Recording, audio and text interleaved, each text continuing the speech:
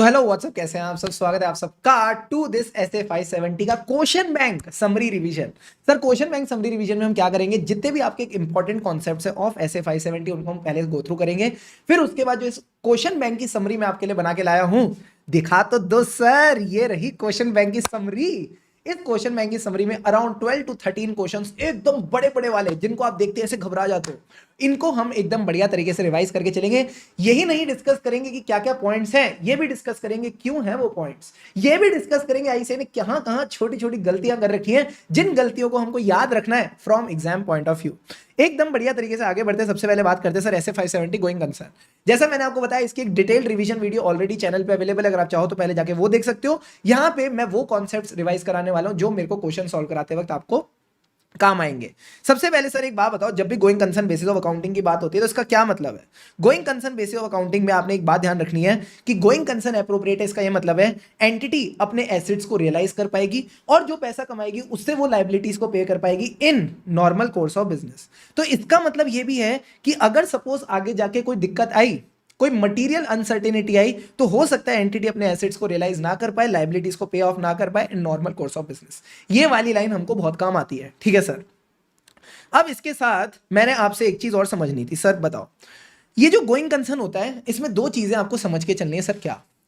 सबसे पहले तो ये देखना है आज की डेट में एंटिटी की क्या हालत है। क्या एंटिटी आज बंद हो रही है या आने वाले कल में बंद होगी? कम ऑन, एंटिटी आज बंद हो रही है या आने वाले कल में बंद होगी? अगर एंटिटी आज ही बंद हो रही है ना, तो आप बोलते हो going concern is not appropriate. आप बोलते हो going concern is not appropriate, तो सबसे पहले आज चेक करो। You will have to take sufficient and appropriate evidence and conclude whether the going concern is appropriate today. अगर आज सब ठीक है तो फिर हम फ्यूचर की देखते हैं। फ्यूचर का मतलब है कल को जाके कोई मटेरियल अनसर्टेनिटी तो नहीं हो जाएगी। So you will take sufficient and appropriate evidence to conclude कहीं कोई मटेरियल अनसर्टेनिटी तो नहीं है। अब ये वाली लाइन आपको ध्यान रखनी होती है। मटेरियल अनसर्टेनिटी किसको लेके? रिलेटेड टू इवेंट्स और कंडीशन दैट में cast significant doubt on entity's ability to continue as a going concern. अब मटेरियल अनसर्टेनिटी का मतलब क्या होता है?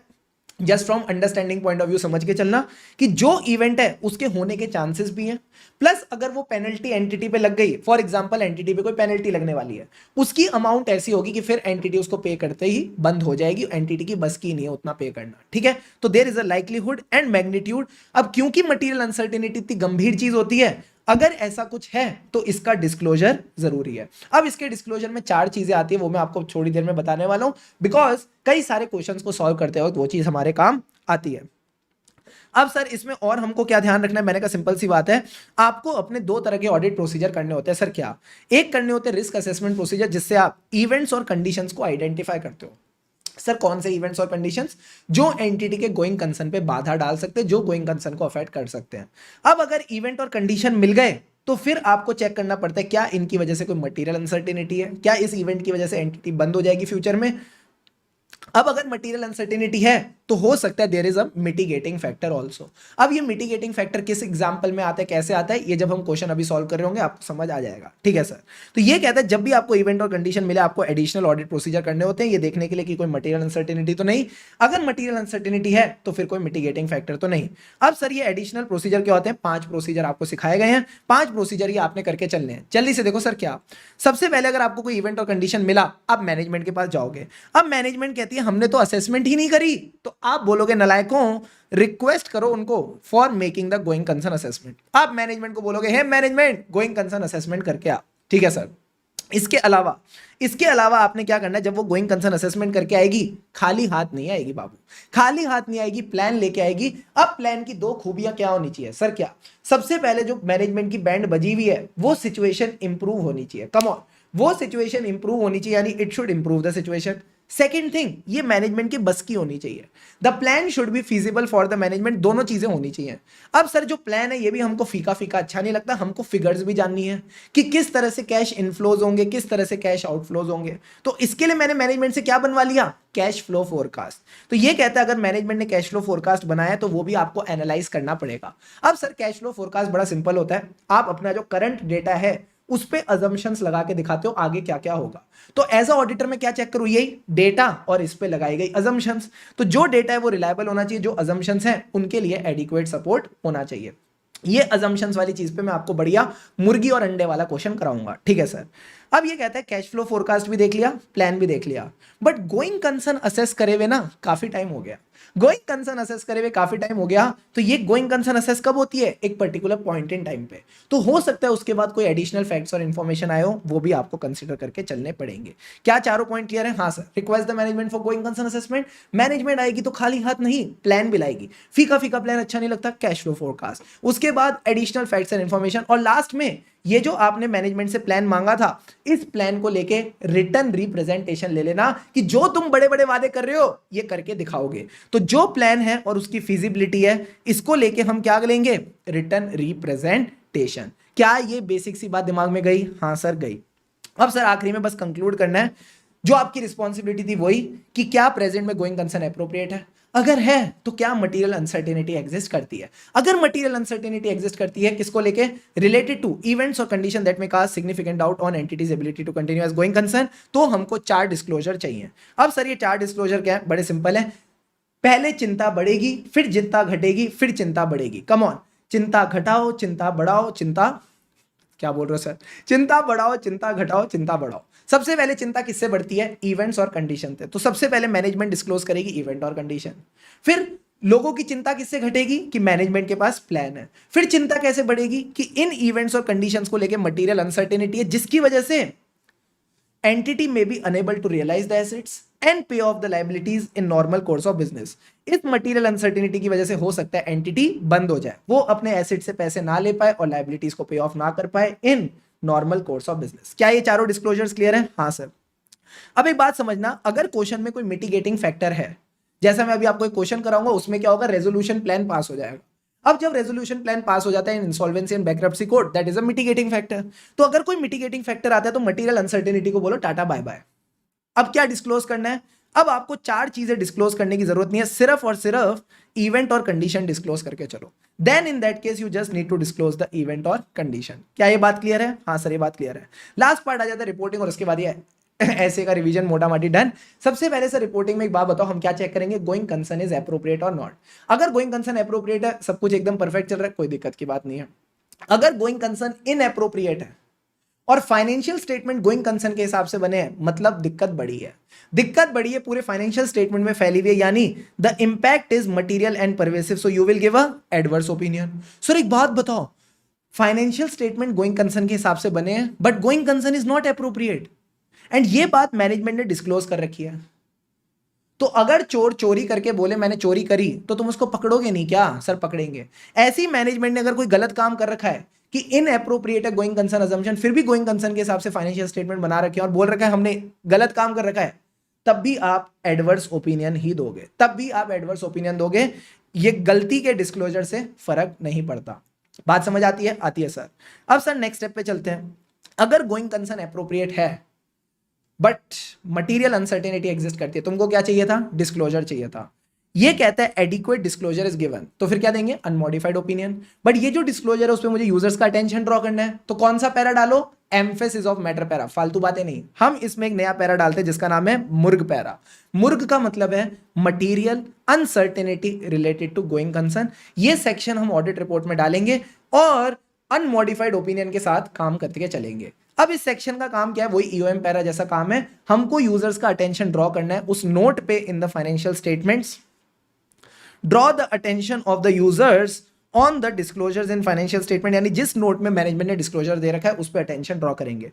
फिर बोलेंगे सर क्या? मटीरियल अनसर्टेनिटी एग्जिस्ट करती है, मटीरियल अनसर्टेनिटी एग्जिस्ट करती है, but our opinion is not modified. क्या ये बात समझ आती है? आती है सर। इसी तरह अगर यहां पे केस हो इनएडिक्वेट डिस्क्लोजर का, तो क्या देंगे? क्वालिफाइड और एडवर्स ओपिनियन।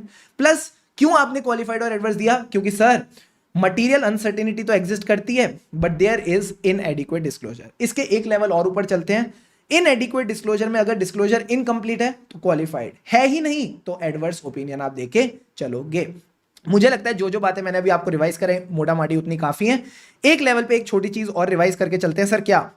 ये इवेंट्स और कंडीशन, जो भी फाइनेंशियल इवेंट्स और कंडीशन है, दो तरह के होते हैं, लाइबिलिटी वाले, लॉसेस वाले।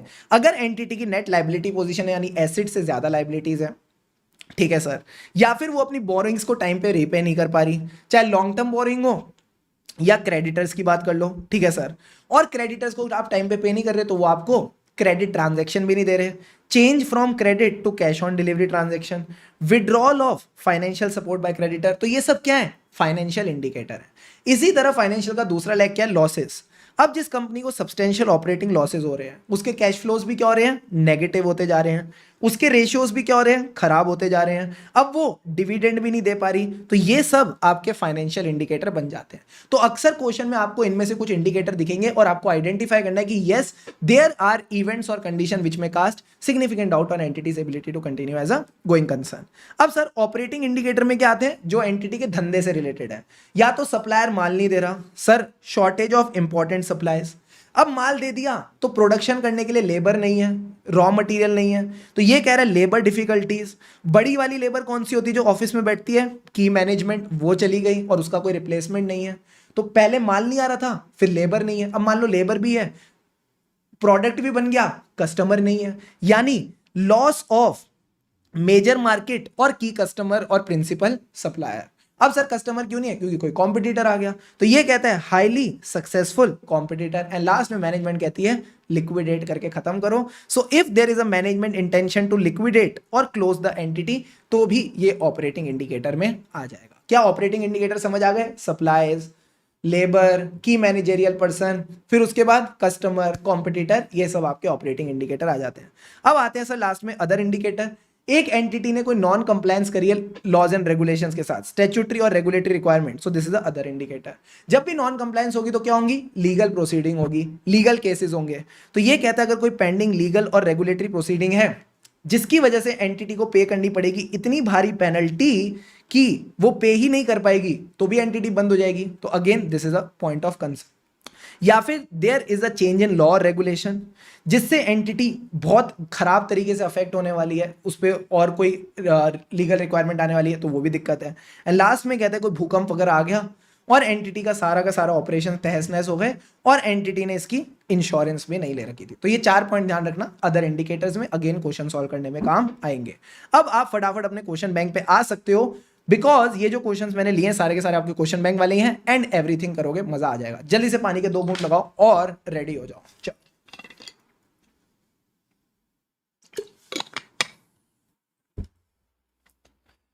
सबसे प्यारा question, MTP May 24, RTP November 22। Sir देखो क्या कहता है। एक कंपनी है जिसका नाम है अभिनंदन लिमिटेड। अभिनंदन इसके पास आता है show cause notice from NGT. NGT मतलब कोई नेशनल ग्रीन ट्रिब्यूनल है, इसने कुछ एनवायरमेंटल लॉस की क्या करी है? वायलेशन करी है। दिल पे हाथ रख के बताना, जैसे ही मैंने बोला वायलेटिंग द एनवायरमेंटल लॉ, कौन सा ऐसे जाग जाएगा? सर ऐसे 250। Very very good. अब जब शुभम सर ने आपको ऐसे 250 पढ़ाया था, मुझे बताओ 2 तरह के लॉस कौन से पढ़ाए थे? पहले लॉस जिनका डायरेक्ट इफेक्ट है ऑन द फाइनेंशियल स्टेटमेंट, जैसे कि आपका टीडीएस पेबल, जीएसटी पेबल। इसके लिए हम क्या लेते थे? Sufficient and appropriate audit evidence. Very very good. इसके अलावा कौन से होते थे? अदर लॉज होते थे जिनका कोई डायरेक्ट इफेक्ट तो नहीं है बट उनसे कंप्लायंस करना जरूरी है for operating aspects of the entity. Entity के ऑपरेशंस के लिए जरूरी है। एग्जाम्पल जैसे आपका environmental law, example child labour, example bribery corruption act. तो ये कहता है कि कंप्लायंस करना जरूरी है, बिकॉज अगर इससे कोई non compliance with laws and regulation हो गया तो इसका इंपैक्ट फाइनेंशियल स्टेटमेंट पे आ जाएगा। इसका इंपैक्ट फाइनेंशियल स्टेटमेंट पे आ जाएगा। तो मुझे बताओ अभी कौन सा केस है? सर पहला वाला केस नहीं है, सेकेंड केस है। अब ये नॉन कंप्लायंस के बारे में पता कैसे चलता था? आई सोना सोन परी आई का क्या मतलब था? इंक्वायरी और इंस्पेक्शन करते थे तो इसके बारे में पता चलता था। तो हमको एक बात तो समझ आ गई कि हमें आंसर में सबसे पहले क्या लिखना है। ठीक है सर। दूसरी चीज ये कहता है जो पेनल्टी लगने वाली है ना वो 500 करोड़ की, और प्रॉफिट सिर्फ 35 करोड़ और turnover 100 crore. Penalty 500 crore, profit सिर्फ 35 और 100 करोड़, बड़ी नाइंसाफी है। यानी गोइंग कंसर्न खतरे में है, एंटिटी का गोइंग कंसर्न खतरे में है। क्या मैं बोल दूं यहां पे फ्यूचरिस्टिक दिक्कत है? There is a material uncertainty, there is a material uncertainty. तो सर इसके 4 डिस्क्लोजर होने चाहिए, अभी हमने पढ़ा था 4 डिस्क्लोजर होने चाहिए। इवेंट कंडीशन, टेंशन बढ़ गई। टेंशन कैसे कम करेंगे? प्लान है। फिर टेंशन बढ़ाओ, मटीरियल अनसर्टेनिटी है, तो इससे क्या होगा? एसेट्स रियलाइज नहीं होंगे, लायबिलिटीज पे ऑफ नहीं होंगी, नॉर्मल कोर्स ऑफ बिजनेस। अब एंटिटी ने तो कोई फालतू का डिस्क्लोजर दे दिया कि कंपनी के पास एक शो कॉज नोटिस आया है पोटेंशियल वायलेशन का, हमको लगता है जजमेंट हमारे फेवर में होगी, हमने इसका कोई प्रोविजन क्रिएट नहीं किया। स्वाहा। What should be the appropriate option for the statutory auditor? To report in this matter. तो मैं आपको एक बात बताता हूं, सबसे पहले एक बात बताओ, क्या ऐसे 250 वाला पार्ट क्लियर है? हाँ sir. There are other laws जिनका ऑपरेटिंग एस्पेक्ट्स पे इंपैक्ट है, इनके नॉन कंप्लायंस के बारे में हमको पता चलता है आई से इंक्वायरी और इंस्पेक्शन, एंड उसका इंपैक्ट फाइनेंशियल स्टेटमेंट में डिस्क्लोज होना चाहिए। दूसरी चीज ऐसे 570 वाली आएगी, मटेरियल अनसर्टेनिटी, क्योंकि एडिक्वेट डिस्क्लोजर नहीं है तो सबसे पहले आपको बताना पड़ेगा 4 डिस्क्लोजर कौन से होते हैं जो देने होते हैं, और अगर वो डिस्क्लोजर नहीं दोगे तो हम क्वालिफाइड और एडवर्स ओपिनियन देंगे। हम क्या देंगे? क्वालिफाइड और एडवर्स ओपिनियन देंगे, और बेसिस में साफ साफ लिखेंगे सर क्या, कि क्योंकि एडिक्वेट डिस्क्लोजर नहीं है that's why we have given a qualified और एडवर्स। अच्छा, इसमें भी अगर मैं एक लेवल आगे चलूं तो कौन सा आएगा ओपिनियन, क्वालिफाइड या एडवर्स? सर क्योंकि डिस्क्लोजर बिल्कुल ही नहीं है तो यहां पे एडवर्स ओपिनियन आना चाहिए। यही बात मैंने आपको यहां पे लिखवाई थी। इन एडिक्वेट डिस्क्लोजर के केस में अगर है ही नहीं तो हम एडवर्स ओपिनियन देके चलेंगे। बात समझ में आई? आई सर। 2 बातें तो अपन ने पकड़ ली। तीसरी बात हमको कहां से पकड़नी है? तीसरी बात आपको पकड़नी है अपने कंपनी ऑडिट के नोट से। जब आप कंपनी ऑडिट में जाते हो section 143 subsection 3 duty to report, क्योंकि क्वेश्चन किसकी बात कर रहा था? रिपोर्टिंग की बात कर रहा था। तो आप इसमें आओगे जे पॉइंट में और अदर मैटर्स, उसमें पहला जो मैटर है वो कहता है क्या कंपनी ने डिस्क्लोज किया impact of the pending litigation. क्या इस केस में कंपनी में पेंडिंग लिटिगेशन चल रही थी? हाँ सर। कंपनी ने वायलेट किया है, कंपनी ने वायलेट, अरे बाबू कंपनी ने वायलेट किया लॉ को, तो there is a show cause notice, there is a litigation, तो इसका इंपैक्ट इसको डिस्क्लोज करना चाहिए। तो यही बात आप बोलोगे कि क्या इसने इसका इंपैक्ट डिस्क्लोज किया ऑन द फाइनेंशियल पोजीशन। बात समझ आ रही है? नहीं आ रही है? आ रही है सर। तो इसी की मैंने आपको एक शॉर्ट समरी यहां पे दे दी है। सबसे पहले ऐसे 250 हम बात करते हैं उन लॉज एंड रेगुलेशन की जो अदर हैं, जिनका कोई डायरेक्ट इफेक्ट नहीं है फाइनेंशियल स्टेटमेंट पे, बट यस उनसे कंप्लाई करना जरूरी है अपने ऑपरेशंस के लिए टू अवॉइड पेनल्टीज। उनका नॉन कंप्लायंस होगा तो यस उसका इंपैक्ट फाइनेंशियल स्टेटमेंट पे आ जाएगा in the form of provisions और कंटिजेंट लायबिलिटी। कैसे मिलेगा नोक्लार? आई करके, इंक्वायरी और इंस्पेक्शन। क्या ऐसे 250 का रेफरेंस समझ आ गया? आ गया सर। 143(3)J का रेफरेंस पता चल गया? चल गया सर। फिर आएगा ऐसे 570 गोइंग कंसर्न। आप बोलोगे जब भी ऑडिटर कंक्लूड करता है going concern is appropriate but material uncertainty exist, क्या करना है? 4 डिस्क्लोजर देने हैं, events condition, plan, material uncertainty, inability to realise the asset and pay off the liabilities in normal course of business. फिर अगर ये डिस्क्लोजर नहीं है तो क्वालिफाइड और एडवर्स ओपिनियन, और बेसिस में क्या लिखेंगे? मटेरियल अनसर्टेनिटी तो थी बट डिस्क्लोज नहीं किया, और कंक्लूजन में आपने यही बात को कोट करनी है। बस इसमें यहां पे आईसीआई ने ये एक्स्ट्रा पॉइंट लिखा है सर, क्या आपको एक गोइंग कंसर्न पैरा डालना पड़ेगा एज पर ऐसे 700, ठीक है, एज पर ऐसे 570। ये गोइंग कंसर्न पैरा से इनका मतलब वही है मूर्ख पैरा, जिसकी यहां पे कोई रेलिवेंस नहीं थी, बिकॉज मूर्ख पैरा तब डालते हैं जब मटेरियल अनसर्टेनिटी के डिस्क्लोजर हो और आप उस पर यूजर का अटेंशन ड्रॉ करो। जब यहां डिस्क्लोजर ही नहीं है तो मूर्ख पैरा क्यों डालें? तभी मैंने आपको पीला हाईलाइट करके दिया, येलो येलो डर्टी फेलो, ये गलती याद रखना, ठीक है। बाकी आपका आंसर पूरा का पूरा क्लियर है। अब आ जाओ क्वेश्चन नंबर 2, जल्दी से पानी के 2 घूंट लगाओ और रेडी हो जाओ।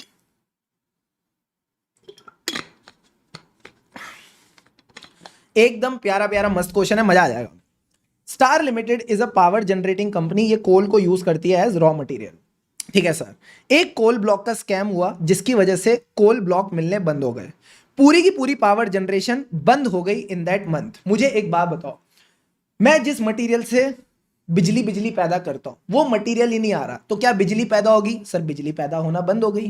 केएमपीबी कंपनी छोड़ के चले गए, सैलरी भी आप लोग टाइम पे दे नहीं पा रहे, वर्किंग कैपिटल रिक्वायरमेंट नहीं है, कंपनी के पास कोई प्लान भी नहीं है, और फाइनेंशियल स्टेटमेंट में इसका कोई डिस्क्लोजर भी नहीं है। Very very good. मुझे एक बात बताओ, क्या फ्यूचर में बैंड बजेगी या प्रेजेंट में बैंड बज गई? सर कंपनी की प्रेजेंट में ही बैंड बज चुकी है। यहां पे गोइंग कंसर्न इज इनएप्रोप्रिएट, यहां पे सीधी सीधी बात है, गोइंग कंसर्न इज इनएप्रोप्रिएट, क्योंकि प्रेजेंट में ही बैंड बज चुकी है। तो मुझे बताओ आप इस सिचुएशन को कैसे डील करोगे? सर बड़ा सिंपल है, बड़ा सिंपल है, बड़ा सिंपल है। आप सीधा बोलोगे क्या, हम एज अ ऑडिटर हमको चाहिए होता है सफिशिएंट एंड एप्रोप्रिएट एविडेंस, यहां पे बात लिखी है, yes sir, to conclude whether the going concern is appropriate. अगर गोइंग कंसर्न एप्रोप्रिएट होता है फिर हम चेक करते हैं whether the material uncertainty exist. ये बेसिक आपने प्रोविजन लिख दिया जो हमने अभी चीज रिवाइज की थी। अब आप एक लेवल आगे जाओ कि यहां पे तो गोइंग कंसर्न ही इनएप्रोप्रिएट है, तो हम क्या देंगे? Adverse opinion.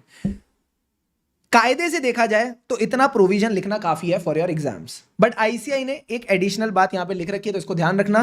ये कहता है जब मटेरियल अनसर्टेनिटी का एडिक्वेट डिस्क्लोजर नहीं है तो आप क्वालिफाइड और एडवर्स ओपिनियन देंगे, और उसके साथ बेसिस देंगे फॉर क्वालिफाइड और एडवर्स। अरे भाई एक बात बताओ, जब गोइंग कंसर्न ही इनएप्रोप्रिएट है तो हम मटेरियल अनसर्टेनिटी की बात ही क्यों करेंगे? बात समझ में आई? हाँ सर, तो ये एक एक्स्ट्रा पॉइंट ध्यान रखना। फिर फैक्ट्स में जितनी भी गंदी गंदी बातें यहाँ पे लिखी है सब आपने नीचे उठा के कॉपी पेस्ट कर देनी है, ठीक है सर। एंड कंक्लूजन में simple, going concern is inappropriate, so give a adverse opinion. And bases of adverse opinion में क्या लिखना चाहिए था कि गोइंग कंसर्न इनएप्रोप्रिएट था, फिर भी इन्होंने financial statement as per going concern बनाया। बट इन बदमाशों ने क्या लिखा है?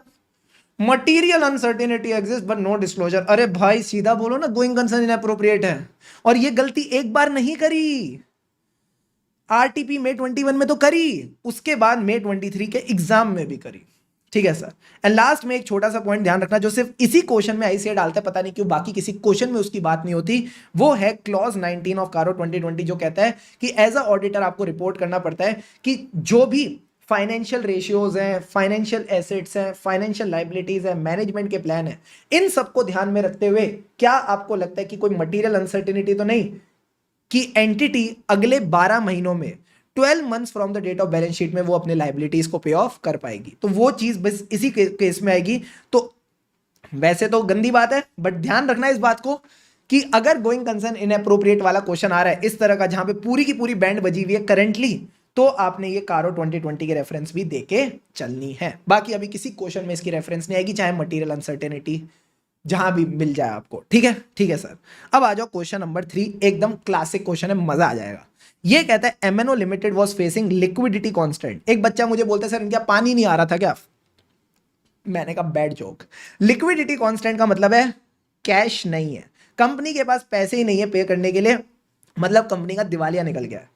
And there are multiple indicators which casted doubt on entity's ability to continue as going concern. अब कंपनी की इंसॉल्वेंसी प्रोसीडिंग हो रही थी और एनसीएलटी ने ऑर्डर किया कि इंसॉल्वेंसी प्रोसेस को शुरू करो 31 अगस्त 18 को, ठीक है सर। कंपनी ने लैंडर को बुलाया, इन्वेस्टर को बुलाया, बाकी लोगों को बुलाया कि अपने अपने रेजोल्यूशन प्लान दो ताकि हम रेजोल्यूशन प्रोसेस आगे बढ़ा सके। इनका रेजोल्यूशन प्लान अप्रूव हो गया 2 मार्च 19 को, एनसीएलटी का अप्रूवल भी मिल गया 4 मई 19 को। अब कंपनी की पहले बैंड बजी हुई थी, अब सब कुछ ठीक हो रहा है, अब रेजोल्यूशन प्लान आ गया है। Detailed plans and commitments as a part of resolution plan including the clearance of debt which were leading to negative cash flows. तो ये कह रहे हैं जिन चीजों की वजह से नेगेटिव कैश फ्लोज हो रही थी अब वो चीजें नहीं होंगी। Suggest how will you deal with this situation as a auditor? Sir the game is very simple. What is the game? कहना से यहां तक जो भी दिक्कतें चल रही थी, ये वाली liquidity constant, doubt over going concern, ये सब क्या था सर? ये सब था मटीरियल अनसर्टेनिटी। ओ, कि आगे जाके एंटिटी की बैंड बच सकती है, material uncertainty related to going concern, ठीक है सर। अब इस मटीरियल अनसर्टेनिटी का खात्मा करने के लिए कौन आया सर? रेजोल्यूशन प्लान आया। जो प्लान था इसने गोइंग कंसर्न पे जो मटीरियल अनसर्टेनिटी थी इसको खत्म कर दिया, इसको क्या कर दिया? मिटिगेट कर दिया। तो हम इसको क्या बोलते हैं? Mitigating factor. अब सवाल आता है कि मिटिगेटिंग फैक्टर कैसे मिलता है?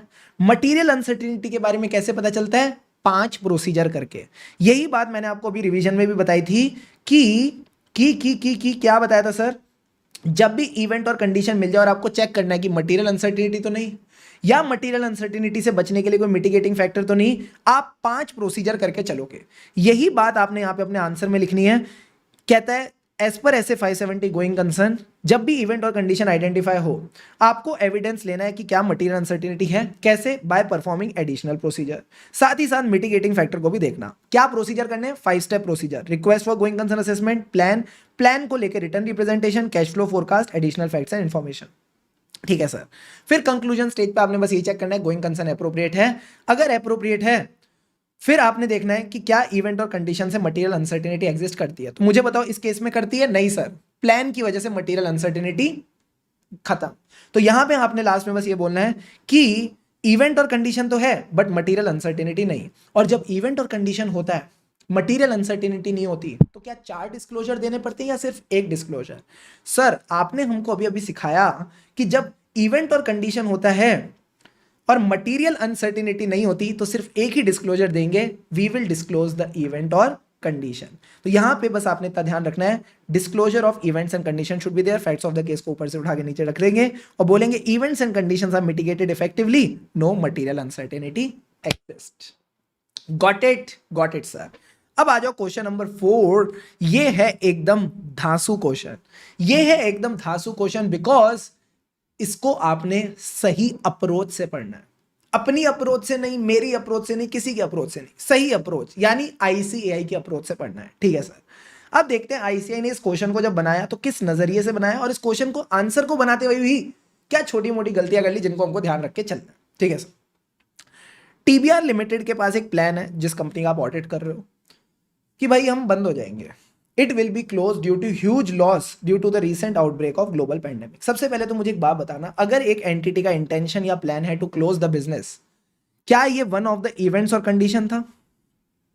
क्या ये वन ऑफ द इवेंट्स और कंडीशन था which can cast significant doubt on entity's ability to continue as going concern? Answer is yes. Management intention to liquidate और सीज द ऑपरेशन और क्लोज द ऑपरेशन. तो सबसे पहले तो जब भी आपको इस तरह की कोई लाइन मिले आप बोलोगे भाई yes this is a event और कंडीशन. तो पहला पॉइंट तो मिल गया जिससे आंसर की स्टार्टिंग करनी है. फिर ये कहते हैं financial statement are prepared on the same basis as the earlier period. कई बच्चों को लगता है सर इससे ना गोइंग कंसर्न ही इनएप्रोप्रिएट हो गया. अरे एक बात बताओ, आज बंद हो रही है एंटिटी, आने वाले समय में बंद होगी. तो जब आने वाले समय में बंद होगी इट इज फ्यूचरिस्टिक. जहां फ्यूचरिस्टिक है वहां गोइंग कंसर्न इनएप्रोप्रिएट नहीं है, मटीरियल अनसर्टेनिटी है. बात समझ आ रही है? हाँ सर.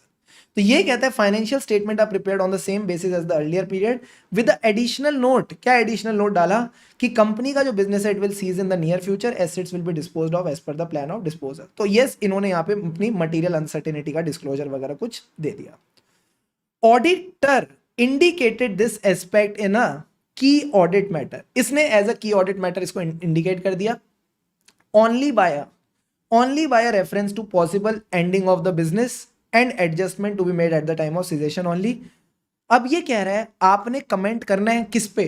ऑडिट प्रोसीजर पे नहीं. ऑडिटर की जो रिपोर्टिंग हुई है ना एज अबव उस पे रिपोर्ट करके चलना है. अब बताओ क्या करें? मैं बताता हूं आपके मन में क्या क्या बातें आ रही होंगी. हाँ सर बताओ, जल्दी जल्दी बताओ. सबसे पहली चीज तो आपके मन में आई थी गोइंग कंसर्न इनएप्रोप्रिएट है, वो मैंने क्लैरिफाई कर दी. आज की डेट में एंटिटी चल रही है, आगे जाके कभी बंद होगी तो वो मटीरियल अनसर्टेनिटी इनएप्रोप्रिएट नहीं है, वो बात तो गया. अब मटीरियल अनसर्टेनिटी है तो प्रॉपर डिस्क्लोजर होना चाहिए, तो उन्होंने अपने हिसाब से डिस्क्लोजर कर दिया, कोई दिक्कत की बात नहीं है. तो सर मुर्ग सेक्शन डालते ना, ये कैम क्यों डाला? ये कैम डालना अलाउड है. तो मैंने कहा इसके लिए एक बार फटाफट अपने नोट्स पे आओ ना, नोट्स पे आओ ना, तो तुमको पता चल जाएगा कि जो कंपनी है वो कभी कभी कैम में भी चीजों को डाल सकती है. तो देखो क्या लिखा है, ऐसे 701 एक्सप्लेन करता है कि जो मटीरियल अनसर्टेनिटी है उसकी नेचर ही कैम है. तो ये कहता है कि अगर कोई material uncertainty related to events और कंडीशन, वो by its nature is a key audit matter, यानी आप उसको कैम में डाल सकते हो. तो सर क्या कोई ऐसी कंपनीज हैं जो मुर्ग में भी डालती हैं और कैम में भी डालती हैं? मैंने कहा हाँ, यही चीज आपको ध्यान रखनी है. जैसे मैं बात करता हूं वोडाफोन, तो वोडाफोन ने मुर्ग पैरा भी डाला मटीरियल अनसर्टेनिटी पे अटेंशन ड्रॉ करने के लिए. सेम चीज उन्होंने कैम में भी लिखी कि जो मुर्ग वाली बात है वो कैम में भी मान के चलो कि हमने उसको की ऑडिट मैटर डिस्क्लोज किया है. तो आईसीआई कह रहा है कि कैम में हम ये चीजें रिपोर्ट कर सकते हैं, कर सकते हो, बट तमीज से करो. ये आपने जो ओनली बाय रेफरेंस किया ना, ये सही नहीं था. You should have reported it properly. That's all that you need to write in the answer. तो इसमें आपको ज्यादा दिमाग नहीं लगाना, बस इतना बोलना है ये जो मैनेजमेंट का इंटेंशन था to liquidate, it is one of the events और कंडीशन जो शुभम सर ने हमको पढ़ाया. ठीक है सर. फिर उसके बाद आप बोलोगे जब भी मटीरियल अनसर्टेनिटी होती है रिलेटेड टू इवेंट और condition which bye its nature is a key audit matter, और आपने उसको कम्युनिकेट करके चलना है. फिर फैक्ट्स ऑफ द केस दे दो और कंक्लूजन दे दो. ये मैनेजमेंट का जो इंटेंशन था it is a key audit matter, और जो ऑडिटर ने simple reference the this is not sufficient. Sir ये तो बड़ा ही आसान था. हाँ इतना ही आसान था. अब आईसीआई ने इसमें बहुत गलत लाइन लिख रखी है, उसको मैंने आपके लिए पीला करके दे दिया, yellow yellow dirty fellow. Sir ये क्या है? इफ द इवेंट और condition is identified but no material uncertainty exist, तो सिर्फ आप इवेंट और कंडीशन डिस्क्लोज करके चलोगे. एक बात बताओ, जब इन्होंने खुद बोल दिया कि मटीरियल अनसर्टेनिटी वाला ही कैम है, तो जिस केस में मटीरियल अनसर्टेनिटी नहीं उसका प्रोविजन लिख के क्या फायदा? तो ये एक एडिशनल बात भी आप अपने आंसर में बस ध्यान रखना. ठीक है. बिकॉज पॉइंट क्या है ना, हम सोचते हैं सब कुछ ही खराब है. नहीं, छोटी छोटी बस हल्की फुल्की गलतियां उनको अपने को आइडेंटिफाई करके चलना. वो भी मैंने आपको करके दे दी कि भाई देख लो पहले क्वेश्चन में सब सही था, बस एक चीज ऐसी थी. तो अगर आप चाहो तो एग्जाम में बोलो कि नहीं मेरे को तो कॉन्सेप्चुअली जाना है, मेरे को तो सब सही करके आना है, तो सही करके आओ, मत करना ये गलती एग्जाम में. फिर जब नंबर कटे तो मुझे मत बोलना सर आपने हमको नहीं बताया था. ठीक है, that's what I am telling you कि अपन पूरा कॉन्सेप्चुअली तो चलें, बट जहां लगता है जरूरत है एडजस्टमेंट करने की, वो एडजस्टमेंट्स भी हमको पता होनी चाहिए, ठीक है। और वो इतनी कोई बड़ी बड़ी नहीं है कि हुआ करे, नहीं, सिंपल है, एक दो बार रिवाइज करेंगे अपने आप सारी की सारी क्लैरिटी आ जाती है। अब आ जाओ फटाफट question number 5, it is the easiest question. एक बार आप अगर फैक्ट्स को पढ़ते हो सीधा सीधा, सर इसमें हमारे पास क्या दे रखा है कि there is a material uncertainty on the ability to continue as going concern, and auditor को मैनेजमेंट बताती है कि इसको भी हम सूटेबली डिस्क्लोज करके चलेंगे। तो अब आप रिपोर्टिंग रिक्वायरमेंट बता दो। मैंने कहा बड़ा सिंपल है, बड़ा सिंपल है। जब भी इस तरह का क्वेश्चन है जहां पे डिस्क्लोजर पूरे हैं या डिस्क्लोजर नहीं है, सबसे पहले तो आप वो 4 डिस्क्लोजर की थ्योरी लिखोगे, ठीक है सर। फिर इसको कंटिन्यूएशन में हम इस पे अटेंशन ड्रॉ करेंगे, अनमॉडिफाइड ओपिनियन देंगे क्योंकि डिस्क्लोजर है, तो you will write that we will give a unmodified opinion. Plus attention draw करने के लिए कौन सा सेक्शन डाला, मुर्ग। मुर्ग में क्या होता है सर, हम ड्रॉ करते हैं अटेंशन टू द नोट, ठीक है सर। प्लस बोलते हैं मटीरियल अनसर्टेनिटी तो है बट डिस्क्लोजर्स नहीं, मटीरियल अनसर्टेनिटी है but our opinion is not modified, our opinion is not modified with respect to this matter. बात समझ आई? ये इन्होंने कर रखा है। सबसे पहले ऐसे 570 4 डिस्क्लोजर वाला, फिर adequate disclosure is made, unmodified opinion, मुर्ग section, draw the attention, material uncertainty, opinion is not modified. फिर कंक्लूजन में भी सेम बात लिख के चलना। Got it sir. अब प्लीज पानी के 2 घूंट लगा लो ना।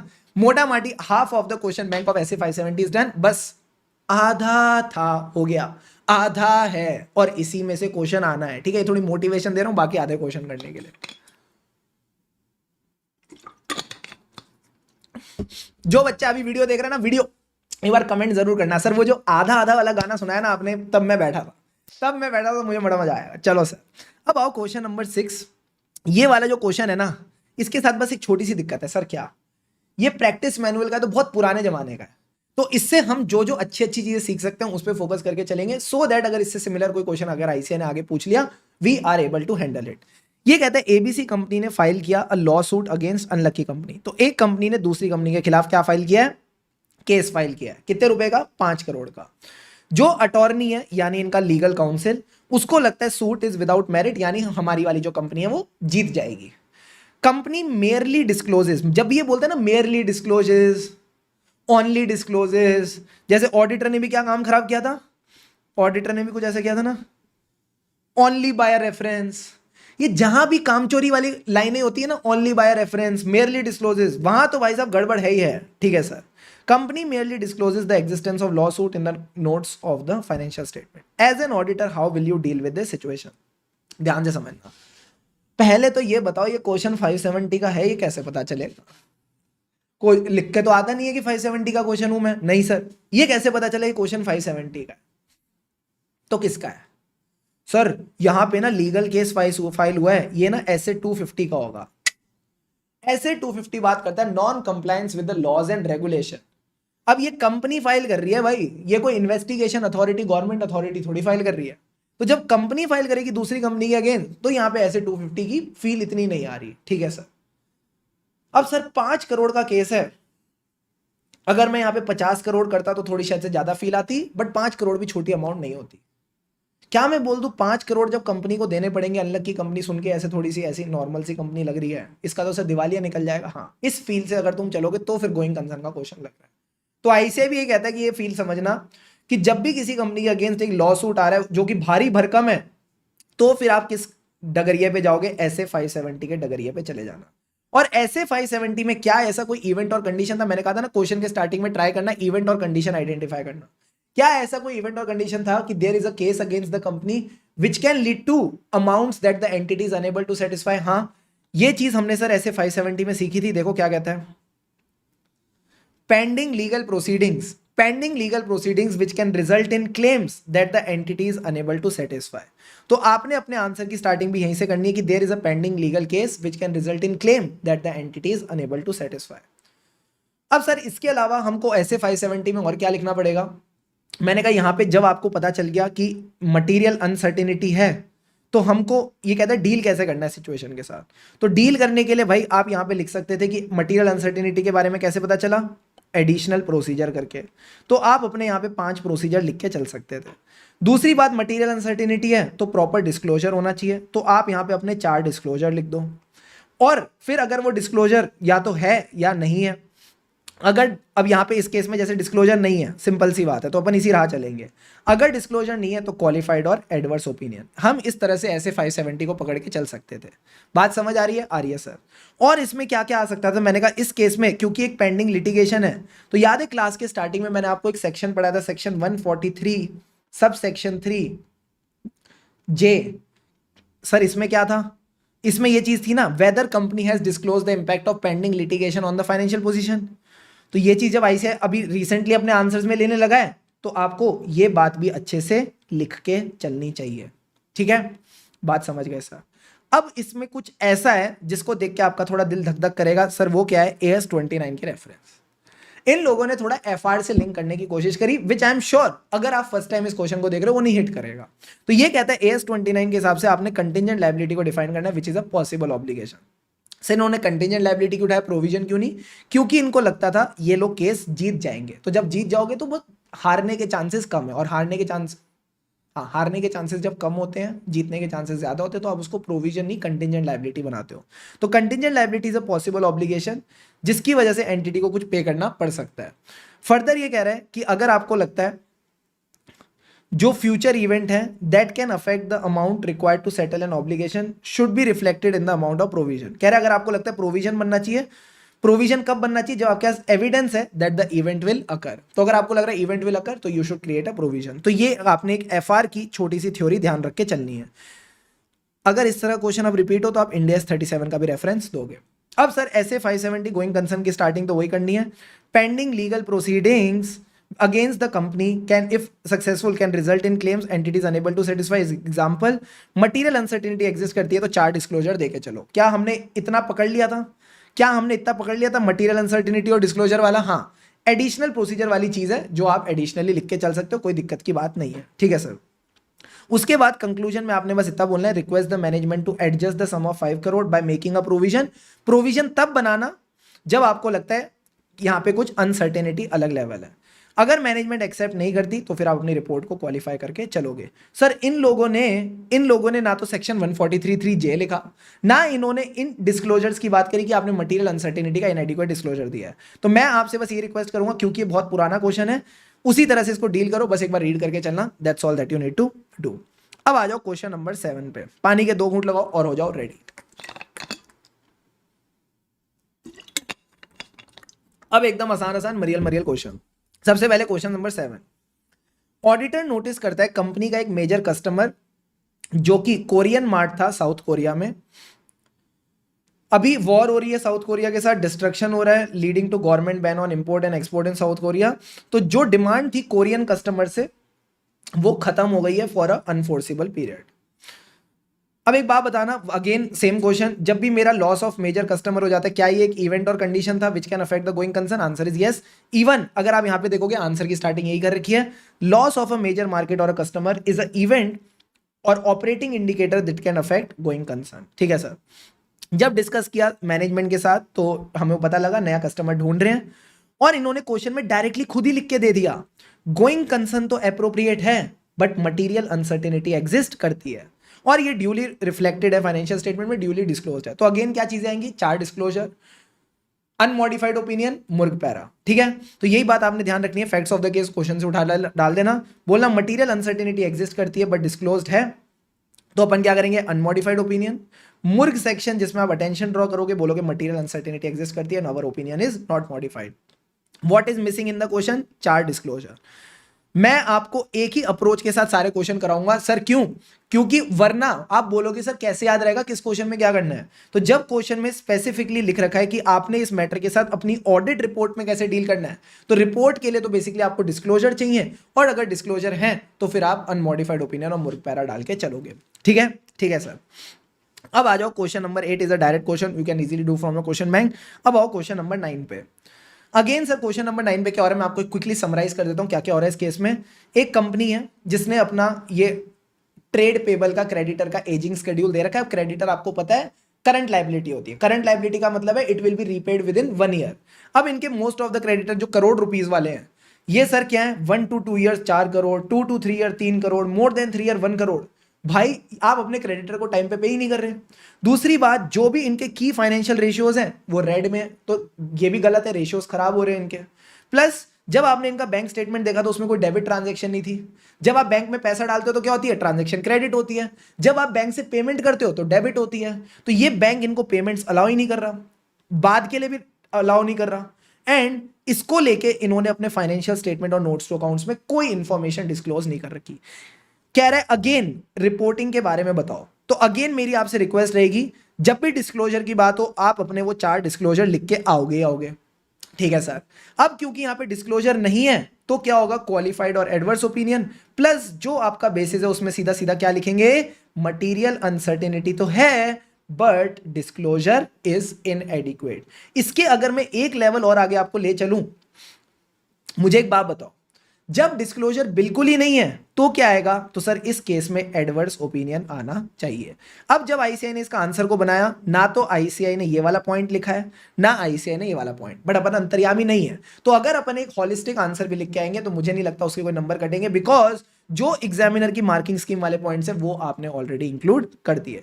तो सबसे पहले आपने क्या करना है, इंश्योर आपने अगेन प्रोविजन लिखना है, फैक्ट्स ऑफ द केस लिखने हैं और सीधा सीधा कंक्लूड कर दो सर क्या, कि मटेरियल अनसर्टेनिटी तो एग्जिस्ट करती है बट डिस्क्लोजर नहीं है।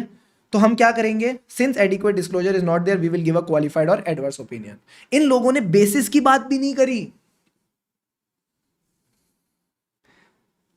मैं तुमको बोल रहा हूं ना, फ्लो में चलना, ठीक है, कि डिस्क्लोजर की बात करो, क्वालिफाइड और एडवर्स की बात करो, बेसिस की बात भी करो और बोलो because there is no disclosure at all and the impact is material and pervasive, you should give a adverse opinion. Got it sir. अब आ जाओ क्वेश्चन नंबर 10, मजे लिमिटेड। अब तो सर मजे आ जाएंगे। मजे limited is engage in the manufacturing export of readymade garment. अब इस केस में सर क्या था, इस केस में the game is very simple, company के जो ओवरसीज बायर्स हैं वो चले गए हैं, ठीक है सर, एक्सपोर्ट ऑर्डर काफी कम हो गए हैं, जो बैंकर्स हैं उनको भी ये टाइम पे रीपे नहीं कर पा रहे, क्रेडिटर्स को भी ये लोग टाइम पे पे नहीं कर पा रहे, ना तो बैंकर को रीपे कर पा रहे ना क्रेडिटर को टाइम पे रीपे कर पा रहे हैं, जो स्टैट्यूटरी ड्यूज हैं वो भी ये 5 से 6 महीने के बाद देते हैं। अब क्योंकि इनका रेवेन्यू नीचे जा रहा है तो ये इंप्लॉइज को भी बाहर निकाल रहे हैं, they are laying off the employees. अब सीएपी को डाउट है about the company's ability to continue as going concern, and वो मैनेजमेंट की असेसमेंट को कैसे स्टडी कर रहा है, by studying projected profitability statement of the next 2 year. So मुझे एक बात बताओ भाई, हम प्रोजेक्टेड प्रॉफिटेबिलिटी स्टेटमेंट देखते थे या कैश फ्लो स्टेटमेंट देखते थे? सर हम कैश फ्लो स्टेटमेंट देखते थे। तो यहां जो इस बंदे ने गड़बड़ करी है वो उस पर हमको कमेंट करके चलना है। सो कहता है comment with reference to the audit procedures being performed by CAP in context of relevant SA. तो सारे बच्चे मुझे एक बात बताओ, सबसे पहले जो हमारी बेसिक लाइन इस आंसर में आनी चाहिए सर वो क्या है, कि जब भी हमको कोई इवेंट और कंडीशन मिल जाता है जैसे इस केस में हुआ, हमको देखना है कि मटेरियल अनसर्टेनिटी तो नहीं, और अगर मटेरियल अनसर्टेनिटी है तो कोई मिटिगेटिंग फैक्टर्स तो नहीं, उसके लिए हम एडिशनल ऑडिट प्रोसीजर करते हैं। तो सबसे पहले आप बोलोगे जो भी इवेंट्स और कंडीशन है दैट में cast significant doubt on entity's ability to continue as going concern. अगर ऐसा कोई इवेंट और कंडीशन मिल गया तो हमको एविडेंस चाहिए कि मटेरियल अनसर्टेनिटी एग्जिस्ट करती है कि नहीं, और अगर मटेरियल अनसर्टेनिटी है तो क्या कोई मिटिगेटिंग फैक्टर है, इसके लिए हम करते हैं एडिशनल ऑडिट प्रोसीजर। सर आपके दिमाग में कैसे आया ये लाइन लिखनी है? भाई देखो एक बात समझना, सर क्या अभी तक जो हमने क्वेश्चंस करे उसमें हमने कहां कहां पे इन प्रोसीजर्स वगैरह की बात करी है, ये एडिशनल ऑडिट प्रोसीजर्स की बात करी है। सर जब भी हमको क्वेश्चन में कोई इवेंट और कंडीशन मिलता है, जब भी क्वेश्चन में कोई इवेंट और कंडीशन मिलता है और हमको देखना है कि मटेरियल अनसर्टेनिटी है या नहीं, हम ये वाली लाइन लिख के चलेंगे ही चलेंगे, हमको ये वाली लाइन लिख के चलनी है। प्लस अगर क्वेश्चन में कोई मिटिगेटिंग फैक्टर की बात करी है, जैसे इंसॉल्वेंसी वाले क्वेश्चन में करी थी, जो इंसॉल्वेंसी रेजोल्यूशन प्लान था वो मिटिगेटिंग फैक्टर था, तो अगर ऐसे कोई मिटिगेशन वाले फैक्टर की बात होती है तब भी आप ये एडिशनल ऑडिट प्रोसीजर की बात करोगे। अब इस क्वेश्चन में मुझे कैसे पता चला, जब यहाँ पे प्रॉफिटेबिलिटी स्टेटमेंट की बात कर रहा है, तो सर ये प्रॉफिटेबिलिटी स्टेटमेंट या कैश फ्लो स्टेटमेंट हम कहां देखते हैं, इन एडिशनल ऑडिट प्रोसीजर में देखते हैं। तो ये वाली लाइन यहां पे लिखना जरूरी था। ठीक है, बात समझ में आई? आ गई सर। अब इसके अलावा हमको इस क्वेश्चन में फोकस किस पे करना है सर? फोकस इसी पे करना है कि प्रॉफिटेबिलिटी से फर्क नहीं पड़ता, कैश फ्लो से फर्क पड़ता है। और जब भी आप कैश फ्लो स्टेटमेंट असेस करते हो तो दो चीजें फोकस करते हो, प्रेजेंट डेटा और डेटा पे जो मैनेजमेंट ने अजम्पशंस लगाई हैं। तो आप यही बात बोलोगे सर क्या, in the given case auditor is focusing on profitability statement, करना क्या चाहिए, कैश फ्लो स्टेटमेंट पे फोकस करना चाहिए, not on the profit projection. Sir profit projection पे फोकस ना करते हुए कैश फ्लो पे फोकस क्यों करना चाहिए? बिकॉज कितनी सारी लॉस मेकिंग एंटिटीज है, कितनी सारी लॉस मेकिंग एंटिटीज है। आप एग्जांपल ले लो पेटीएम, ठीक है सर, क्या मैं बोल दूं जो पेटीएम है क्या ये बंद होने वाली है? मैंने कहा नहीं, जब तक ये लोग अपने कैश रियलाइज करके कैश पे ऑफ कर पा रहे हैं, अपने खर्चे मीटअप कर पा रहे हैं, ये एक गोइंग कंसर्न ही रहेंगे। तो लॉसेस से फर्क नहीं पड़ता, कैश फ्लो से फर्क पड़ता है। तो ये आपने एक बात ध्यान रख के चलनी है। So analysing the profitability statement is insufficient. Auditor should require the management to prepare a cash flow forecast. और कैश फ्लो फोरकास्ट में दो ही चीजों पे फोकस किया जाता है, डेटा और अजम्पशन। बात समझ आती है? आती है सर। उसके बाद आपने कुछ नहीं करना, क्वेश्चन के फैक्ट्स ऑफ द केस लिखने हैं और बोलना है जो जो मैनेजमेंट की अजम्पशंस हैं हम उनको चैलेंज और एग्जामिन करके चलेंगे। Whatever are the assumptions of the cash flow forecast they should be challenged and examined. तो क्वेश्चन में कुछ नहीं है, एग्जाम में अगर ये क्वेश्चन आता है तो आपको पहचानने के लिए कैसे इजी रहेगा मैं बता देता हूं। प्रॉफिटेबिलिटी स्टेटमेंट जैसे दिख जाए, याद रखना शुभम सर ने सिखाया था कैश फ्लो फोरकास्ट की बात होती है, वो भी किस में बात होती है? Additional audit procedure. तो पहले एडिशनल ऑडिट प्रोसीजर वाला पैरा आएगा, फिर आप बोलोगे कैश फ्लो फोरकास्ट देखना जरूरी है, प्रॉफिटेबिलिटी स्टेटमेंट इज इनसफिशिएंट। अब कैश फ्लो फोरकास्ट में देखना क्या है? दो चीजें, क्या डेटा रिलायबल है, क्या अजम्पशंस एडिक्वेटली सपोर्टेड हैं बाय द मैनेजमेंट, यानी प्रॉपर अजम्पशन यूज हुई हैं। अब जो भी अजम्पशंस मैनेजमेंट ने लिए हैं आप उनको चैलेंज और एग्जामिन करके चलोगे। Got it sir. अब आ जाओ फटाफट क्वेश्चन नंबर 11 पे। सर क्वेश्चन नंबर 11 किसकी बात करता है? बड़ा सिंपल क्वेश्चन है। इसमें क्या होता है सर, एक कंपनी है जिसका आप ऑडिट कर रहे हो, उस कंपनी का जो प्लांट है, उसकी जो फैक्ट्री है जिस लैंड पे बनी है वो फॉरेस्ट की लैंड है, वो एलिफेंट कॉरिडोर है, बेसिकली एलिफेंट्स के रहने की जगह पे आपने अपना प्रोजेक्ट बना दिया, आपने अपना प्लांट बना दिया। अब सर कंपनी के पास नोटिस आया है क्या कि आप इस प्लांट को खत्म करो, डिमोलिश करो, नहीं करोगे तो फिर हम तुम पे पेनल्टी वगैरह लगाएंगे। अब सर ये प्लांट भी कोई छोटा प्लांट नहीं है, कंपनी की 75% जो प्रोडक्शन है, जो कंपनी की 75% प्रोडक्शन है इसी प्लांट से होती है। अब ये जो नोटिस आया कंपनी के पास, इस नोटिस का फाइनेंशियल स्टेटमेंट में कोई डिस्क्लोजर नहीं है। तो सबसे पहले तो मुझे एक बात बताओ, यहां पे जो क्वेश्चन की स्टार्टिंग दे रखी है, इन्होंने बोला एंटिटी ने करी है significant payments for legal and रिटेनरशिप fees. जैसे ही मैंने बोला लीगल एंड रिटेनरशिप फीस, वो जो एजेंट था वो शिप में बैठ के कहां गया था? टैक्स हेवन गया था। सर ये क्या बोल रहे हो? जिन जिन बच्चों ने ऐसे 250 की क्लास अटेंड करी उनको समझ आएगा। सर शिप का मतलब क्या था? रिटेनरशिप फीस का मतलब था this was one of the indicator, this was one of the indicator of non compliance with laws and regulation. अब अगर कोई non compliance with laws and regulations हुई है, क्या इसका इफेक्ट फाइनेंशियल स्टेटमेंट में डिस्क्लोज होना चाहिए? आंसर इज यस, डिस्क्लोज होना चाहिए। अगर डिस्क्लोज नहीं होगा तो हम क्या करेंगे? इस केस में सर हम देंगे क्वालिफाइड या फिर एडवर्स ओपिनियन। बट क्योंकि यहां पे मामला बहुत ज्यादा गंभीर है, impact is material plus pervasive, तो यहां पे एडवर्स ओपिनियन आना चाहिए। क्या पहली बात समझ आई? आ गई सर। दूसरी बात ये कह रहा है क्योंकि प्लांट 75% कैपेसिटी में है, तो ऑडिटर्स को ऐसा लगता है, सर क्या ऑडिटर्स को ऐसा लगता है कि अगर इस प्लांट की डीकमिशनिंग हो गई, इस प्लांट को खत्म कर दिया, तो ये ऑपरेशंस की बैंड बजा देगा, प्लस कंपनी का दिवालिया निकल सकता है, बैंकरप्सी हो सकती है। अगर कंपनी का दिवालिया निकल सकता है तो यहां पे कौन सा ऐसे जाग गया? सर अब यहां पे ऐसे 570 जाग गया। और क्या कंपनी का दिवालिया निकल सकता है या निकल चुका है? सर निकल सकता है। अगेन इट इज फ्यूचरिस्टिक, तो हम क्या बोलेंगे? There is a material uncertainty. अब क्योंकि आपको पता है मटीरियल अनसर्टेनिटी यहां पे केस में डिस्क्लोज नहीं है, तो अब क्या करेंगे? अगेन क्वालिफाइड और एडवर्स ओपिनियन देंगे और बेसिस में बोलेंगे दैट मटीरियल अनसर्टेनिटी तो थी बट डिस्क्लोजर नहीं दिया। And to be precise again the impact is material plus pervasive, तो यहां पे एडवर्स ओपिनियन आना चाहिए। तो एक बार फटाफट देखो आंसर की स्टार्टिंग कैसे करनी है, ऐसे 250 के साथ। नॉन कंप्लायंस का कई बार मटीरियल इफेक्ट हो सकता है फाइनेंशियल स्टेटमेंट पे, और अगर आप डिस्क्लोज ना करो तो क्वालिफाइड और एडवर्स ओपिनियन आएगा। फिर फैक्ट्स ऑफ द केस के साथ मिला के आपने बस इतना लिखना है, यहां जो नॉन डिस्क्लोजर है उसका इंपैक्ट मटीरियल प्लस परवेसिव है, सो ऑडिटर को यहां पे एडवर्स ओपिनियन देके चलना चाहिए। बात समझ आ रही है? इन लोगों ने क्वालिफाइड और एडवर्स के साथ ही कंक्लूड किया, बट क्योंकि इंपैक्ट मटीरियल और परवेसिव है तो यहां पे सीधा सीधा इनको एडवर्स ही लिखना चाहिए था। बट ठीक है, ये एक छोटी सी बात ध्यान रख के चलना। अब आ जाता है सर ऐसे 570। अब ऐसे 570 में अगेन आपको पहले तो इवेंट पहचानना है। तो इवेंट क्या है सर? सिंपल इवेंट है, यहां पे कंपनी के पास एक नोटिस आया है फॉर डीकमिशनिंग द प्लांट, उसको प्लांट को खत्म करने के लिए। तो क्या मैं बोल दूं एक पेंडिंग लिटिगेशन है, तो वही पेंडिंग लिटिगेशन वाला पॉइंट यहां पे आ जाएगा जो हमने यहां पे ऐसे में पढ़ा था। There is a pending legal proceeding, या ICAI का फेवरेट है। There is a pending legal proceeding which can result in claims that the entity is unlikely to satisfy. तो आपने सबसे पहले इस इवेंट को पहचाना, फिर बोलो there is a material uncertainty जिसका कोई डिस्क्लोजर नहीं है, तो हम क्या देंगे क्वालिफाइड और adverse, because impact is material plus pervasive, तो एडवर्स ओपिनियन आएगा। मनोज जिसने कहा था कि इस पे हमको रिपोर्टिंग करनी चाहिए, उसका व्यू प्रॉपर है। दूसरा बंदा कह रहा था इस पे कोई रिपोर्टिंग करने की जरूरत नहीं है, उसका व्यू गलत है। क्या ये बेसिक बात समझ आती है? आती है सर। अब इस क्वेश्चन में सर हम और क्या क्या लिख सकते थे? Considering the other questions we have solved, again the focus was on disclosure. तो अगर आप चाहो तो वो जो 4 डिस्क्लोजर हैं वो इस आंसर में भी आप डाल के चल सकते थे। 4 डिस्क्लोजर क्या थे? अब तो मैं बोल बोल के थक गया, तुम सुन सुन के थक गए। इवेंट और कंडीशन, प्लान है, but still there is a material uncertainty, so entity may be unable to realise the assets, pay off the liabilities in normal course of business. बाकी आंसर की फ्रेमिंग एकदम परफेक्ट है। ठीक है sir.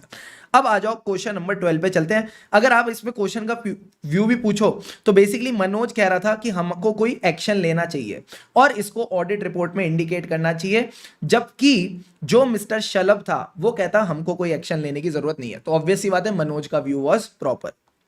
अब आ जाओ क्वेश्चन नंबर 12 पे।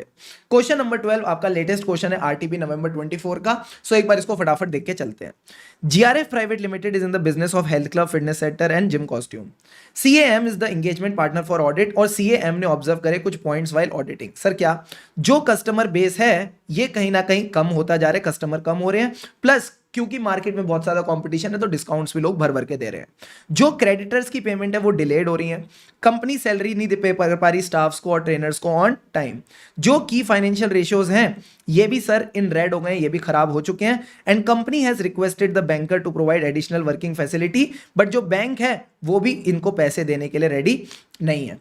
तो ये कहता है what are the audit procedure जो आप फॉलो करोगे as per SA 570। So the game is very simple, जहां भी आपको ऐसे इवेंट्स और कंडीशन मिल जाए और आपको चेक करना है मटेरियल अनसर्टेनिटी है या नहीं और उसके बाद मिटिगेटिंग फैक्टर है या नहीं, तो आप वही 5 प्रोसीजर करते हो। मैनेजमेंट से असेसमेंट कराओ, उनसे प्लान मंगवाओ, फीका फीका प्लान अच्छा नहीं लगता, कैश फ्लो फोरकास्ट मंगाएंगे, असेसमेंट करते हुए बहुत टाइम हो गया तो एडिशनल फैक्ट्स एंड इन्फॉर्मेशन, और लास्ट में जो मैनेजमेंट का प्लान था उस पे लेंगे शेरा वाली अंबे माँ, यानी लास्ट में हम मंगाते थे रिटर्न रिप्रेजेंटेशन, जिसको आप प्यार से हलवा और चने भी बोलते हो। अब सर अगला पॉइंट आता है, how will the auditor deal if the going concern basis is appropriate but material uncertainty exist. तो सर हमको डिस्क्लोजर चाहिए और फाइनेंशियल स्टेटमेंट में एडिक्वेट डिस्क्लोजर भी है, तो कुछ नहीं है, अगर एडिक्वेट डिस्क्लोजर है तो हम उस पर अटेंशन ड्रॉ करेंगे, अनमॉडिफाइड ओपिनियन देंगे। तो सबसे पहले आ जाओ पार्ट 1 की बात करते हैं। ऐसे 570 कहता है अगर इवेंट और कंडीशन मिल जाए, चेक करना है मटेरियल अनसर्टेनिटी और मिटिगेटिंग फैक्टर, तो आप परफॉर्म करोगे एडिशनल ऑडिट प्रोसीजर। ये हमारी फेवरेट वाली लाइन आ गई जिससे हमने आंसर स्टार्ट किया। अब ये कहता है 5 ऑडिट प्रोसीजर जो मैंने आपको बताया वही के वो यहां पे लिखे हुए हैं। उसके बाद जब इन्होंने कंक्लूड किया तो आप में से कई बच्चे बोल सकते हो सर ये वाला पार्ट तो नोट्स में ही नहीं है, ये हम कैसे दिमाग लगाएंगे? तो मैंने कहा बड़ा सिंपल है, रिव्यू द मैनेजमेंट असेसमेट, ये आपका प्रोसीजर का point number 1। Cash flow forecast, ये प्रोसीजर का पॉइंट नंबर 3। ठीक है सर। उसके बाद जो फैक्ट्स और इंफॉर्मेशन मिलते हैं after the going concern assessment, after the reporting period, ये कौन सा पॉइंट था? Point number D. तो 3 पॉइंट्स तो इन्होंने आपके प्रोसीजर में से उठा लिए, वो भी आप ऐसे कैसे लिख सकते हो। अब ये जो अगले 3 पॉइंट है कि फाइनेंशियल रेशियोज को चेक करके चलो, बैंक कैसे एडिशनल फाइनेंसिंग देगा वो चेक करके चलो, कस्टमर बेस का इंपैक्ट क्या है, ये सब आपको याद नहीं करने दोस्त, ये आपने क्वेश्चन में से ही उठा के लिख दिए। ठीक है। अब इसके बाद इन्होंने बोला अगर एडिक्वेट डिस्क्लोजर है तो कुछ नहीं करना, अनमॉडिफाइड ओपिनियन दो, मुर्ग सेक्शन डालो। मुर्ग सेक्शन में क्या होता है? ड्रॉ द अटेंशन प्लस से मटेरियल अनसर्टेनिटी तो है but our opinion is not modified. अब इसमें बताओ एडिशनल चीज हम क्या डाल के चल सकते थे एज अ स्टूडेंट? सर जब भी डिस्क्लोजर वाला क्वेश्चन है हम वो 4 डिस्क्लोजर लिख के चलेंगे फॉर सेफ्टी पर्पस। ऑसम। अब आ जाओ क्वेश्चन नंबर 13, ये हमारा फेवरेट क्वेश्चन है। मेरा एक बहुत बड़ा फार्म होगा, उसमें ढेर सारी मुर्गियां अंडे देंगी, मैं अंडे भी बेचूंगा, मुर्गी भी बेचूंगा, ऑमलेट भी बेचूंगा। सर कैसी कैसी बातें कर रहे हो? मैंने कहा मैं नहीं कर रहा, आईसीआई कर रहा है। ठीक है। और जो मैंने डायलॉग बोला वो था एक बढ़िया वाली film, chat box comment section में बताना अगर फिल्म पहचान गए तो। ठीक है सर, अंदाज अपना अपना। CA Saumya is the auditor of a company engaged in rearing of poultry birds and obtaining the eggs. यानी ये एक ऐसी कंपनी की ऑडिटर है जो क्या करती है सर? मुर्गियां रखती है और मुर्गियों से अंडे निकालती है। पिछले 2 साल से कंपनी की बैंड बजी पड़ी है, 50 करोड़ की जो सेल थी अब मात्र 10 करोड़ रह गई है। ओहो हो सर क्यों? जितनी मुर्गियां थी सारी ऊपर चली गई क्योंकि उनको हो गया बर्ड फ्लू। सौम्या जो है, शी यानी हम इसी लड़की की बात कर रहे हैं, ये जो ऑडिटर है गोइंग कंसर्न अजम्पशन को लेके इतनी खुश नहीं है। मैनेजमेंट कहती है हम नई मुर्गी लेके आएंगे। जो बैंक है वो वर्किंग कैपिटल फैसिलिटीज को रिस्ट्रक्चर कर रहा है और जो भी लोन की रीपेमेंट है वो अगले साल से हो जाएगी, बट बैंक कोई फ्रेश लोन देके राजी नहीं है। कंपनी जो है एनिमल फीड सप्लायर से लॉन्गर क्रेडिट लेगी। मुझे एक बात बताओ, अगर कंपनी की फाइनेंशियल हेल्थ की बैंड बजी हुई है, मुर्गियों की तो हेल्थ की बैंड बज गई वो अलग बात है, कंपनी की फाइनेंशियल हेल्थ की बैंड भी बजी हुई है, तो क्या इनको कोई सप्लायर लॉन्गर क्रेडिट देगा? नहीं सर, ये तो अजम्पशन ही गड़बड़ लग रही है। और बताओ, प्लस कंपनी कहती है वो एक्स्ट्रा स्टेप्स लेगी ताकि वो मुर्गियों को अच्छा सेफ्टी, बताओ जो कंपनी मुर्गी सेल कर रही है, उसके अंडे सेल कर रही है, वो उसकी सेफ्टी की बात कर रही है। सर क्या बात, मजा तो आ गया। ये कहते हैं मुर्गियों की सेफ्टी के लिए हम उनको क्या करेंगे, टीका लगवाएंगे। तो याद है बचपन में आपको टीका लगता था? हाँ, तो वही टीका हम क्या करेंगे, मुर्गियों को लगवाएंगे, वैक्सीन लगवाएंगे, हेल्थ चेकअप कराएंगे और उनको वेटनरी डॉक्टर के पास ले जाएंगे। प्लस कंपनी के ऊपर विलेजर्स ने एक कंप्लेंट लगाई है एयर पॉल्यूशन वगैरह करने की। तो ये कहता है कंपनी ने क्या किया, आपको एक कैश फ्लो फोरकास्ट बना के दिया है फॉर योर एग्जामिनेशन। अब आप बताओ आपकी क्या अप्रोच होगी as a auditor with a specific focus on cash flow forecast. तो जब भी ऐसा कोई क्वेश्चन आता है with specific focus on cash flow forecast, आपने ये लिखना है, जब भी मैनेजमेंट कैश फ्लो फोरकास्ट बनाती है आप उसको एग्जामिन करके चलोगे। दो चीजें सर क्या एग्जामिन करनी है, मैंने कहा दो चीजें आपने ये एग्जामिन करनी है, डेटा और अजम्पशन। सर ये जो पहला वाला पैराग्राफ था ये वही है जो पहले भी हमने कैश फ्लो वाले क्वेश्चन में पढ़ा था। हाँ, ये वो सेम पैराग्राफ है जो आपके पिछले कैश फ्लो वाले क्वेश्चन में था। सर हम आपको विश्वास नहीं करते। मैंने कहा इधर आओ, ऐसे कैसे नहीं करते। ये आपका क्वेश्चन ये रहा एमटीपी नवंबर 23। तो जब भी यहां पे प्रॉफिटेबिलिटी स्टेटमेंट की बात की गई थी तो मैंने क्या कहा था, प्रॉफिटेबिलिटी नहीं कैश फ्लो देखते हैं। तो अगेन स्टार्टिंग पैरा ये था। तो जो आईसीआई ने अपनी अप्रोच बना रखी है ना, जब भी आपके ऑडिट प्रोसीजर वाले क्वेश्चन आएंगे आपने ये वाला पॉइंट लिखना ही लिखना है। ठीक है, ठीक है सर। उसके बाद कैश फ्लो फोरकास्ट में आप डेटा और अजम्पशन देखते हो। अब फैक्ट्स ऑफ द केस से रिलेट कर लो, कौन कौन सी अजम्पशन है जो आप चेक करना चाहोगे। सर सबसे पहली अजम्पशन तो हम ये चेक करना चाहेंगे, जो इनको फ्रेश मुर्गियां खरीदनी है इसके पैसे कहां से आएंगे। Assumption regarding the fresh batch of life stock, क्योंकि बैंक तो इनको एडिशनल क्रेडिट फैसिलिटी नहीं दे रहा, तो ये फंड्स कहां से अरेंज करेंगे। दूसरी चीज, बैंक का एग्रीमेंट चेक कर लेना, क्या एक्चुअल में बैंक ने इनको अलाउ किया है to make the payments from the next year. तीसरी चीज, एनिमल फीड सप्लायर इनको लॉन्गर क्रेडिट्स देने के लिए बोल रहे हैं, तो जब कंपनी की इतनी बैंड बजी हुई है इन डाउन टर्न सिचुएशन, कैसे वो इनको लॉन्गर क्रेडिट दे रहे हैं। नेक्स्ट पॉइंट, जो कंपनी खर्चा करेगी वैक्सीनेशन पे, हेल्थ चेकअप पे, मुर्गियों के, क्या वो खर्चा इन्होंने अपने कैश फ्लो फोरकास्ट में दिखा दिया। एंड लास्ट में जो एयर पॉल्यूशन वाली एक्विजिशन लगी है इसके लिए भी खर्चा होगा, तो क्या वो खर्चा भी कैश फ्लो फोरकास्ट में अकाउंटेड है या नहीं। तो कुछ ज्यादा दिमाग नहीं लगाना, जो ऊपर क्वेश्चन में पॉइंट्स रखे उन्हीं को आपने इससे बस रिलेट करके चलना है। बस सर अब हमारे पास एक क्वेश्चन और रह गया, लंबी गहरी सांस अंदर और बोलो ready, ready for the last question. Question number 14 बात करता है सीए सूरज। सीए सूरज ने देखा की फाइनेंशियल रेशियोज लाल में है, कंपनी की बैंड बजी हुई है, कंपनी क्रेडिटर को टाइम पे नहीं कर पा रही, कंपनी बैंकर से भी एडिशनल फैसिलिटीज मांग रही है बट बैंक इनकी नहीं सुन रहे, कंपनी को बहुत ज्यादा लॉसेस हो रहे हैं। तो सर कंपनी की तो बैंड अभी करंटली बजी हुई है, क्या आगे जाके बजेगी या करंटली? सर करंटली बजी हुई है। तो इन लोगों ने सीधा सीधा आपको क्वेश्चन में लिख के भी दे दिया that going concern is not appropriate. तो मैं आपको बताऊं ना, जब भी गोइंग कंसर्न एप्रोप्रिएट नहीं होगा, इंस्टीट्यूट पूरी कोशिश करता है क्वेश्चन में डालने की कि आपको पहचान में आ जाए कि going concern is not appropriate. बाकी 99% केसेस में it will be a material uncertainty only. ये बात वो सीएफओ को बताता है। What is the reporting duty in such scenario? तो sir the answer is simple, जब भी गोइंग कंसर्न इनएप्रोप्रिएट है और आपने फाइनेंशियल स्टेटमेंट गोइंग कंसर्न के हिसाब से बनाए, सो हम इसमें एडवर्स ओपिनियन देंगे। ठीक है सर। अब सीएफओ इस पे एक अलग ही पैंतरा लेके आता है। सीएफओ कहता है कि मैनेजमेंट ना डिस्क्लोज कर देगी कि गोइंग कंसर्न इनएप्रोप्रिएट है। अरे भाई, एक तो तुम काम गलत कर रहे हो, फिर वो गलत काम डिस्क्लोज कर दोगे तो इसका ये मतलब नहीं काम गलत नहीं है, काम अभी भी गलत है। तो सर क्या इससे ये फर्क पड़ेगा क्या कि हम अपना ओपिनियन चेंज कर देंगे? मैंने कहा आंसर इज नो। रिगार्डलेस, फर्क नहीं पड़ता कि फाइनेंशियल स्टेटमेंट में इस बात का कोई डिस्क्लोजर है या नहीं कि गोइंग कंसर्न इज इनएप्रोप्रिएट, हम तब भी एडवर्स ओपिनियन ही देके चलेंगे। बात समझ में आई भैया? बात समझ में आ गई सर। तो I hope this session was very useful for all of you. जितने क्वेश्चंस थे, आई थिंक अराउंड 14 क्वेश्चंस जो अब तक गोइंग कंसर्न के मार्केट में हैं, सारे के सारे क्वेश्चन नए पुराने प्यारे प्यारे मैंने आपको यहां पे कवर करा दिए। और अगर आप देखोगे सो मुश्किल से 2 या 3 जगह पे आईसीआई की डिस्क्रिपेंसी है, बाकी सारे क्वेश्चंस आप इजीली कूल एंड काम तरीके से सॉल्व करके चल सकते हो। If this session was useful, do like the video and yes, stay connected to the channel for more such videos and yes, खुशी से पढ़ेंगे, तभी मित्रों आगे बढ़ेंगे। लगे रहो मित्रों, लगे रहो।